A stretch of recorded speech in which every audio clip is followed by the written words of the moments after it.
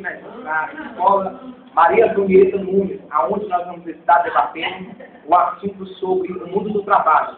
Segundo ano B, está empenhado nesse trabalho árduo acerca do trabalho, e nós estamos aqui com o professor Olavo, que vai nos ajudar hoje no nosso trabalho.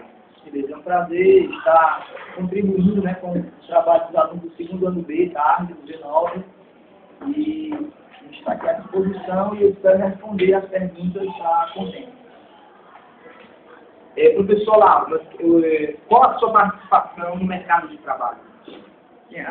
Eu escolhi o magistério, eu sou graduado e pós-graduado nessa área, eu sou graduado pela Universidade Estadual do Ceará, em letras, licenciatura plena, e pós-graduado em metodologias aplicadas ao ensino fundamental e médio, também pela Universidade Estadual do Ceará. E a nossa participação no mercado de trabalho é essa. Eu escolhi o magistério, realmente por amor, por opção, que a minha primeira opção não foi a segunda opção. E até hoje eu tenho 15 anos de magistério e não me arrependo de ter escolhido a profissão. Gosto daquilo que eu faço, amo aquilo que eu faço, e acredito que a minha participação no mercado de trabalho é essa, é incentivar, estimular a juventude nas escolhas profissionais. Professor Olavo, o que você entende pela crise do trabalho no mundo moderno? Olha, no caso do Brasil, a péssima distribuição de renda, e o crescimento populacional, o difícil acesso à universidade, apesar da universidade particular ter aumentado a oferta de vagas, mas, na verdade, a população, principalmente a população carente, procura a universidade pública, que não tem estrutura suficiente para comportar toda a demanda, toda a procura por vagas, por cadeiras nas universidades públicas.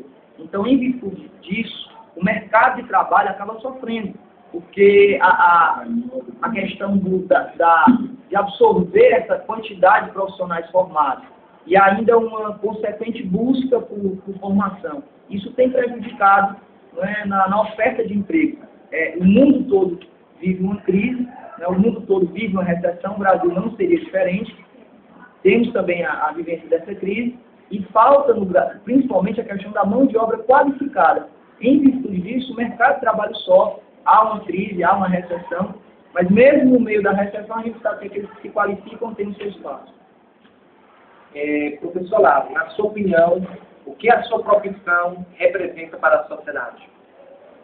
Olha, acho que pelo professor, é só observar o mercado de trabalho, pelo professor passam automaticamente todas as profissões. O cara que quer fazer medicina, ele vai passar com certeza pelos bancos acadêmicos e eles têm que ouvir um professor, o engenheiro, o militar, todas as profissões automaticamente foram formadas por um professor, O próprio professor teve alguém também que o ensinou, que o inspirou. Então a nossa profissão é aquela formadora, é o alicerce para todas as profissões. A gente sabe que existe o autodidata, mas no mundo moderno é praticamente impossível o cara chegar à medicina, chegar ao direito, chegar à engenharia, a qualquer área, sem passar pelo profissional, sem passar pelas cadeiras de uma escola, de uma universidade depois, e nas cadeiras de uma escola, de uma universidade, ministrando vai estar um professor profissional insubstituível.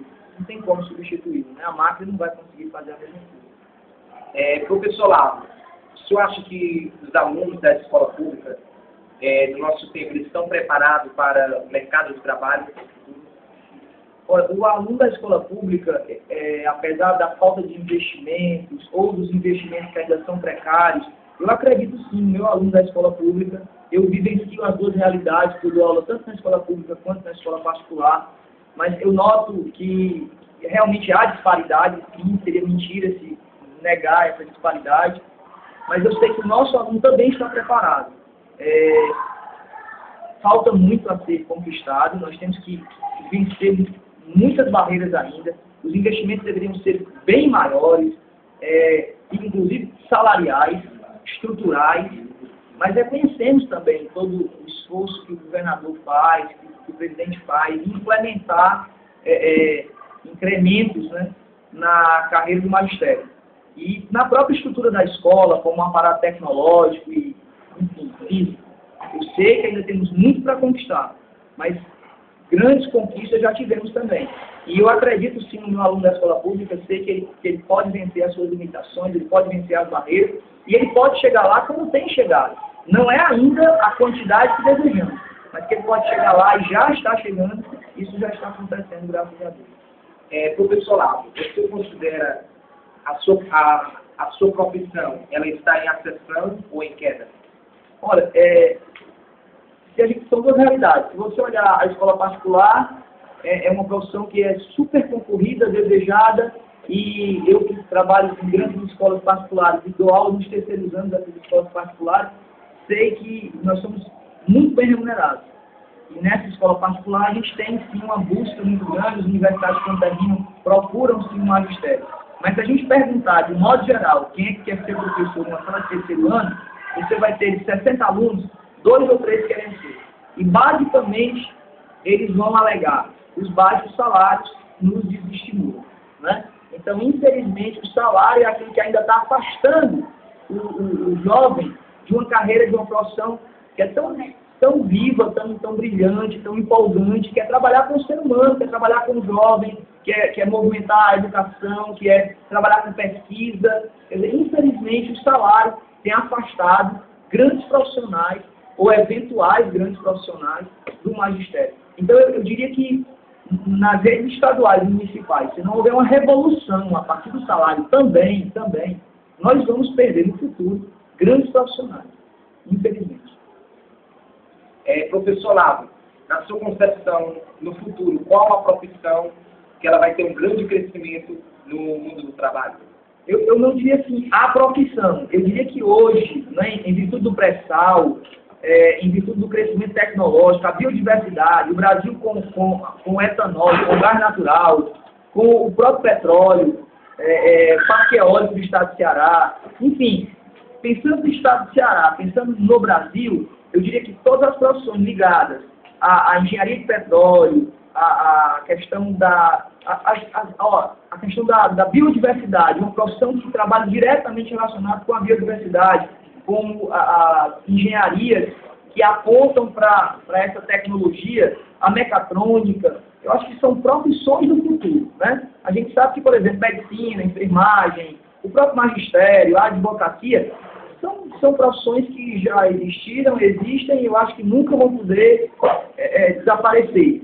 Mas as profissões modernas, como mecatrônica, como engenharia em petróleo, como oceanografia, são profissões que as engenharias químicas, né, que apontam para o futuro com essa correlação com petróleo, etanol, biocombustível. Eu acho que essas são as profissões do futuro, profissões que já estão na moda e que vão ter uma ascensão muito grande no futuro próximo.